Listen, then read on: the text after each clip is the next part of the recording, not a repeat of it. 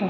मोदी सरकार 3.0 का पहला बजट कैसा रहा? ये बजट कैसा देखते हैं? देखिए, हम सभी लोग मिलकर शहर के प्रमुख लोग, चैम्बर के सदस्यगण बैठकर हम लोग लगातार बजट को देख रहे थे। जो बजट से जो हम लोगों को फौरी तौर पर समझ में आया ये कि ये आधारभूत संरचना को मजबूत करने वाला बजट है। निश्चित तौर से जो रोजगार को उन्मुखी करने वाला बजट है, तो बहुत सी बातें बजट में तुरंत सामने नहीं आती, धीरे धीरे समझ में आएंगी। और जो हम लोगों ने समझा वो यही था कि आधारभूत संरचना को मजबूत करने वाला बजट है। जो प्रधानमंत्री का फोकस है, वित्त मंत्री का फोकस है, वो देश की अर्थव्यवस्था को मजबूत करने का फोकस है। और जो यहाँ पर मंतव्य दिए हैं, जो प्रस्तावनाएं उन्होंने दी हैं, तो हम लोग ये आशान्वित होकर चलते हैं कि देश की अर्थव्यवस्था मजबूत होगी और रोजगार में सकारात्मक, ये देश के व्यापार में, उद्योग में सकारात्मक परिवर्तन आएंगे। एमएसएमई जो सेक्टर है उस पर बहुत जोर दिया गया।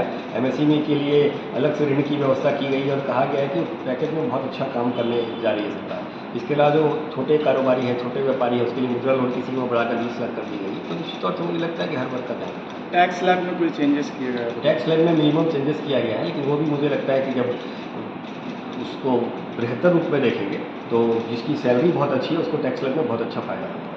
आम जनता के लिए क्या लेके आई है सरकार? सबसे बड़ा सवाल ये उठता है, क्योंकि लोग महंगाई से या फिर व्यवसाय वर्ग के लोग हो या जितने भी वर्ग के लोग हैं, लेकिन उनका सवाल ये रहता है कि बजट में हमें क्या राहत मिली है।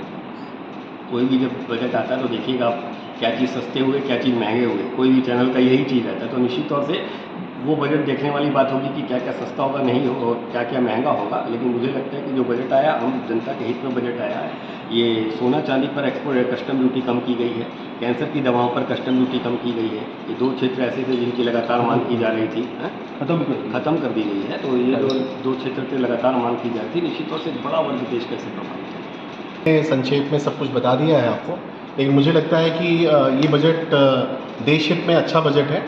और कैपिटल इंफ्रास्ट्रक्चर डेवलपमेंट में गवर्नमेंट ने एक बहुत बड़ा बजट का 3 से 4% हिस्सा कैपिटल डेवलपमेंट को, इंफ्रास्ट्रक्चर डेवलपमेंट को दिया है, जो कि लगभग 11 लाख करोड़ रुपए हैं। तो ये बहुत अच्छी बात है। मुझे लगता है कि अगर इंफ्रास्ट्रक्चर बढ़ेगा और अच्छा होगा तो देश प्रगति की ओर जाएगा। युवा के लिए क्या कुछ है? युवा के लिए एमएसएमई को लेकर के या स्टार्टअप को लेकर के काफ़ी अनाउंसमेंट्स हैं। देखिए, अभी डिटेल्स में तो देखना पड़ेगा कि क्या क्या स्पेसिफिक अनाउंसमेंट्स हुआ है, बट मुझे लगता है कि स्टार्टअप और एमएसएमई को लेकर के बहुत सारी अच्छी अनाउंसमेंट्स की गई है। प्रधानमंत्री स्किल योजना एक लाया गया है, जिसमें कि प्रधानमंत्री स्किल योजना में जो लोग स्किल नहीं हैं, जो आम आदमी है, जिनको नॉलेज नहीं कि वो काम कैसे करें, उनको टॉप 500 कंपनीज़ में स्किल का ट्रेनिंग दिया जाएगा और साथ ही में उनको 5,000 रुपये महीना स्टाइफन भी दिया जाएगा।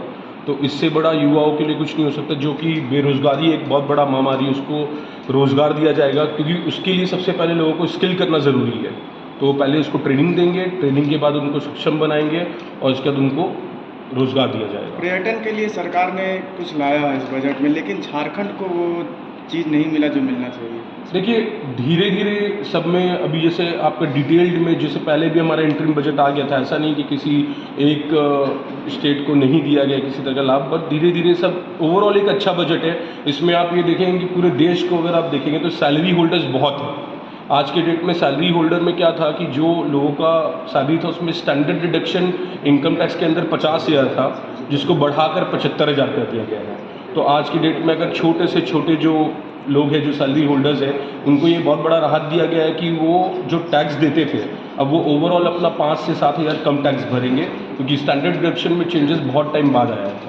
महिलाओं के लिए कुछ? महिलाओं का यही आपका सैलरी होल्ड आज अगर आप देखेंगे तो वुमेन एम्पावरमेंट को बहुत बढ़ावा दिया गया है पिछले 5 सालों से, जब से इस पे फोकस किया गया है कि महिलाओं के लिए, जैसे आपने अभी भैया ने बताया कि आज के टाइम में कैंसर जो बीमारी बहुत बढ़ रहा है, स्पेशली महिलाओं पे कैंसर बीमारी बहुत ज़्यादा बढ़ रहा है, और जो मिडिल क्लास और लोअर क्लास है वो इसका इलाज सही से नहीं करा पा रहे।